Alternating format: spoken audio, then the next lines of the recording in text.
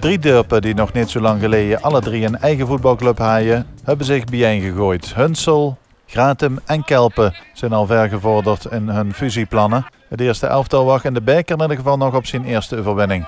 De derby tegen vierde klasser L werden met 3-2 verloren en tegen Heur werden met 1-1 gelijk gespeeld. Afgelopen zondag speelden ze de toetswedstrijd tegen FC Maasgouw. Dat al 2 punten hij gepakt in de pool en dus een overwinning nodig hij om verder te mogen bekeren. Het zou een open wedstrijd worden met veel kansen en de teller zou na 90 minuten op 3-3 blijven steken. En dat betekent automatisch dat de winnaar van de andere wedstrijd die zondag gespeeld werd, Heur tegen RKESV uit L, een ronde verderheid in de districtsbeker. Na een half uur spelen staat het in Heur 1-1. En ook hier is sprake van een zeer open wedstrijd met veel kansen voor beide doelen.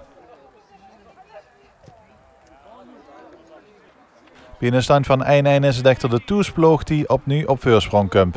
De voorzet is goed en binnen. 2-1 op het scorebord. En dan neemt Heur op winst de beste papieren om verder te bekeren. Zeker als dit gebeurt. De 3-1 wordt binnengeschoten en dan lijkt de wedstrijd al voor rust beslist.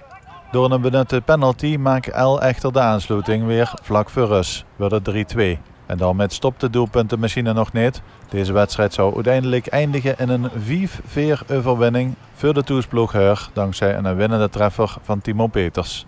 Veel doelpunten dus in het Leudal afgelopen weekend, maar er is uiteindelijk maar één ploeg die verder gaat in de districtsbeker. En dat is vierde klasser Heur.